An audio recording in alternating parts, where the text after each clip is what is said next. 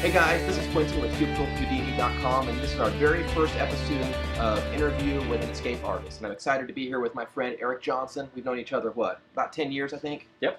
Yeah, incredible. Yep. I was into cycling, he was into running, and I guess our worlds just keep intercrossing. Now we're both entrepreneurs, so it's kind of fun to get to do this. And we've had some technical issues today, so thanks for hanging out and putting up with our craziness. Let's go ahead and get into your story and how you escaped your day job into owning your own business. If you want to first start off with how you got into running, or Sure. Kind of your background with running. Yeah, absolutely.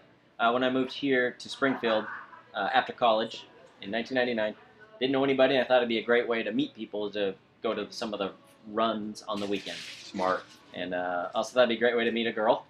And, did it work?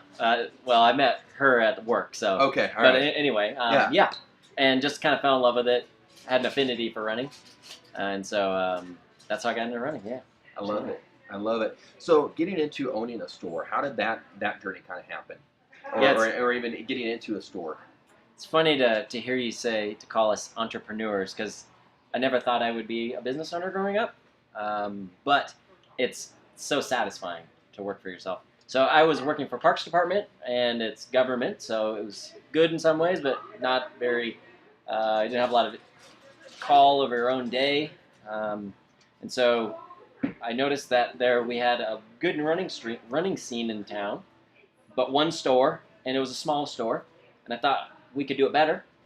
A lot of times entrepreneurs say, "Hey, there's something I think I could do that better." Exactly. And I would like this service for me, solving scratching your own itch. Yeah.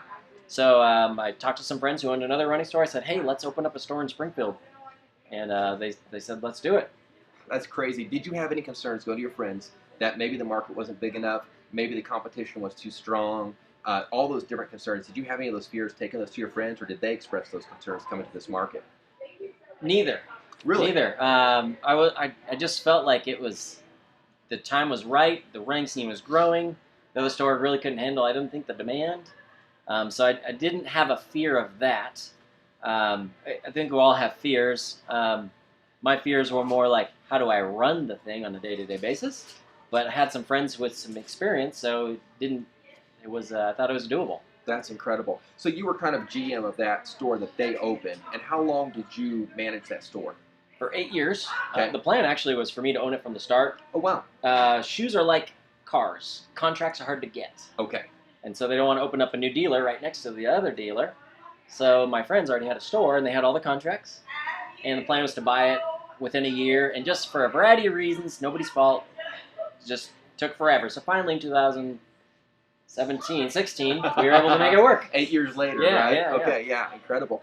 So then, as you went to buy the own store, that's always scary. So if we back up a little bit, you didn't go through college. Like I went through college spending my time trying to figure out how to start a business. Mm-hmm. For you, it really wasn't on your radar at all. No, not really. No, I was just more interested, I like science, so I studied science, and I never had any thought of owning a business. Incredible. So then you're into this in 8 years. You're just kind of going along with the thought, hey, maybe I'm not going to buy this. Maybe I'm just going to work for these guys because I have a great deal going on. Mm-hmm. Did that thought ever cross your mind, or did Absolutely. you really want to just do the entrepreneurship? Yeah, that was a big consideration, because for a long time I was thinking, I can just be happy working here. But then you think about it, I would think about it, put in a lot of work over the years, and I felt like my friends had moved to Montana in the meantime. Okay. So I felt like, we put in all this work, we really should kind of get some of the benefit. So you start thinking more as a business owner, like equity. Yeah. Like, hey, I'm doing this work. Yes, it's a cushy job now, but if I own this, I can build equity that maybe later you can sell or pass on to your family. That, and also having it be mine, I can make a few more decisions. Okay. I had a lot of autonomy. The former owners were great from that. Exactly. But being able to do things, I wanted to be able to do a better job of giving back to the community, and maybe bringing up some other key staff so they could have, a good, decent paying job that they could live in. Yeah. And enjoy. So those are the reasons that I considered it. It's always challenging buying a business, I'm sure, and this was no different. Making sure everybody's happy on all sides. Yeah. So it was very challenging, but so satisfying now that Yeah, it's done. absolutely. Well, let's talk about the money a little bit there. And how do you go about structuring a deal like that? Is this something where you get really creative and you say, hey, boss, which is currently the owner, can I work off some of the equity? Do you have to work with a lot of times with bankers? Do you go to private investors? Do you save up a lot of money and say, hey, here's how I do this? What are the options when you're trying to buy something like this? Mm-hmm. Well, I think for me, important before any of that consideration was, if I buy this business, do I think it's got a good future? Okay, yeah. And in our case, that other store closed up in the last year, so I felt, we kind of owned the market. We had very few competitors. It was everything's rolling. It was a machine. It's a machine. Yeah. I've got good staff in place. So I knew that if we got it, it would be a good investment. It wasn't going to go anywhere. But then beyond that, you got to think about how you can do it. So, the owners, of course, they want to be paid. Yeah. And most owners prefer to be paid up front. Okay. Rather than equity. Makes sense. If you can, we actually ended up working a deal where we paid a down payment and then monthly payments and a balloon. Excellent. So we're able to pay them a little bit more. Okay. For the ability to spread out the payments. Very nice. So that worked out well. One of the considerations was should we continue being an independent rental shop or should we franchise? Okay. Yeah. And I chose the franchise route because one, they could help with some of the financial part. They're financial experts evaluating the business and structuring deals. So that was it. That was very critical for us. Yeah. I'm sure not in every instance will a franchise be the right thing, but for this particular business it was. And I talked to a lot of independent owners of running shops, and they said this particular franchise, Fleet Feet Sports, is a very, very good one. Okay. And if I was starting over new, I would strongly consider them. So that gave me a lot of confidence in it. Yeah. So you kind of did your research on that. Mm-hmm. Well, and I think that's really great because how many people right now are trapped in a job and thinking, man, if I could just do my own business, maybe going to the boss and saying, hey, can I buy the business from you? I think that really opens up a lot of doors. Do you feel like if you were starting over again, there was something that you would do differently to maybe shorten your ability to go out on your own? Or do you really feel like that 8 years, that 7 years was pretty an ideal time to let you get prepared to take over a business? It was great in that it prepared me, but we could have easily done it several years earlier, and it really just came down to the point of I just decided, hey, I'm ready to buy the business, and if it doesn't work out, I'm also ready to try something different. Okay. So it kind of became hey, I'm going to do it, and if it doesn't work out, that's okay.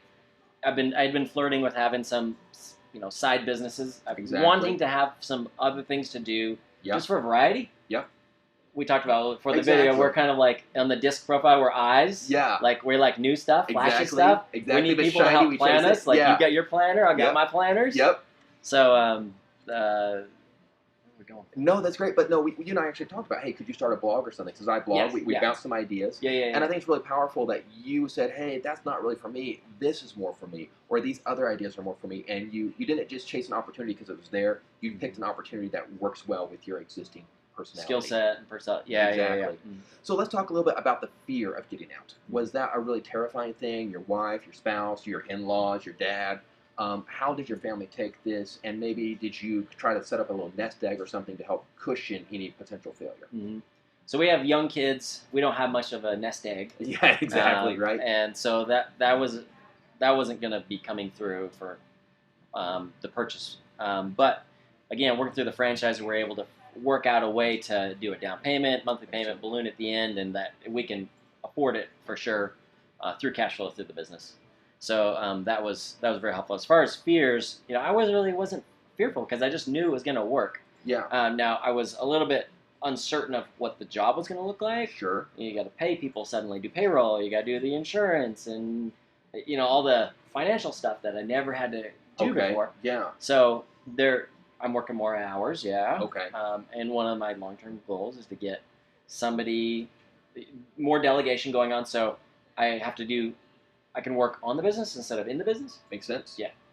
Yeah. So absolutely. So then, as you bought the business, and a few weeks ago, one of his neighbors, their building caught fire, and a real huge setback early this year, where the entire inventory was lost. They had to gut the building. Pretty phenomenal stuff. How long had you owned the business before that happened? So we bought it August. That happened December. So 4 months. 4 months. You're 4 into months. this 4 months. You're starting to get the feet under you, and then boom, Yeah, you 5 weeks come down out. one day. How Yeah. did that? You walk in and there's like smoke, and you're like, "What happened?" Or were the fire trucks here? Did you Yeah. get a call? Oh, I got the call. Okay. Yeah. All right. One of my key staff, Megan, was here, and so she was here all day. But yeah, it was mentally is a little like frustrating. Yeah. But insurance, if you get good insurance, Okay. everybody, please. All right. Yeah. Because insurance completely took care of us, and it's always you worry, are they customers going to come back? But we found that people they liked our business enough that they waited, Yeah. rather than buying something online in the meantime. Incredible. So we were closed for 5 weeks and opened back up about a month ago, and we've just been doing great since. Incredible. Well, the main focus of this interview is to kind of talk about that switch from your day job into getting into your own business, some of the ideas. So hopefully that was great for people. But real quick, I love talking about marketing. So if we can talk a little bit about, you had a really strong Instagram, Facebook strategy that has worked well for you, especially as you were closed for almost a month, and keeping your followers engaged with what was going on. But also, you do a lot for the community. You have some unique things here that helps your business kind of combat against the online world, even where maybe the online world price, that constant war against Amazon. Can you talk a little bit about your marketing strategy and about how you're differentiating your business from online? Sure. I don't think retail shops are ever going to go away. People are always going to want to try something on. Of course, people are going to get more comfortable buying online, and that's always going to be a part of it. But in order to survive in the retail world, you have to focus on the battles you can win. Okay. You're never going to win the price battle. Okay. You're not going to win the selection battle because Amazon has every color of everything. All right. You're not going to win the ease of use because you can order online from your phone. In your underwear. In your underwear, If someone comes in here with your underwear, you'll be like, okay, guys. But where we can win is on the service. Yeah. And the experience. Yes. So that's where that's the key is hiring good people, and it's you bend over backwards. You do everything you got to do to keep people happy, and you understand also that you're not trying to serve everybody in the world. When you try to be everything to everybody, you're nobody to nobody. Yeah. Yeah. You're nothing to anybody. That's excellent. Yes. So we focus on the customers that we are trying to serve, and we do everything we can to them, and we really pick a lot of customers that we don't really market to. Okay. So, our key demographic, and we'd love to help any age group, of course, Absolutely. but 30 to 50-year-old women are kind of like the key demographic for a store like this. Okay. Now, our newsletter, one of the things that when I took over, I knew we could do better is I knew we could market better. Okay. So I knew we could do a weekly newsletter that would be really fantastic. We'd have all control over it. Our own social media channels, control over that, which when you have a parent company, we did it. Yeah. So that's been fun. That's incredible. And as you were doing the franchise, you probably checked to make sure you still have some of that control? Yeah. This particular franchise, I'm sure they're all different. Yeah. I'm sure franchises like McDonald's where everything has to be the same. This is kind of the opposite end of the spectrum. Nice. Where we've got a franchise advisory council where different owners tell the franchise what resources and that's incredible programs we want the next year. So they provide best practices. They have experts in the field, but they say, you know what? At the end of the day, it's your business. You got to run it how you're going to run your business. They have very in-depth background, and had to visit twice in North Carolina to make sure it's a good fit. Nice. So there's a lot of trust that we're going to run a business the way it should be run. That's absolutely incredible. Well, guys, you can follow Eric. What's your blog? For the store? No, for you actually. Okay, I know you run a really private personal blog that nobody knows about. Yeah, EricAllenJohnson.com. Eric, and I'll put a link below. I love his blog because it's like 4 paragraphs, and it's 4 paragraphs of power, and you blog like once a month. It's just everyone is worth it. So make sure you get on his list for that. And then your store. How can they find your store and follow you on Facebook or wherever? FleetBeatSports.com. Okay. And we'll link to all that below as well. So guys, thanks again for joining the Cubicle Houdini. This is our very first episode. It's going to come out on Fridays. Let us know what you think. Don't forget to subscribe to the YouTube channel or enter your email below, and we'll get you our list of my 5 ways that I make money online, as well as the blog post I recently put out on how you can make $50 per day before the end of the week. You're tight on money. That's a great little way of odd jobs you can do to make money using the internet. Appreciate you following. Look forward to helping you with your escape. Talk soon.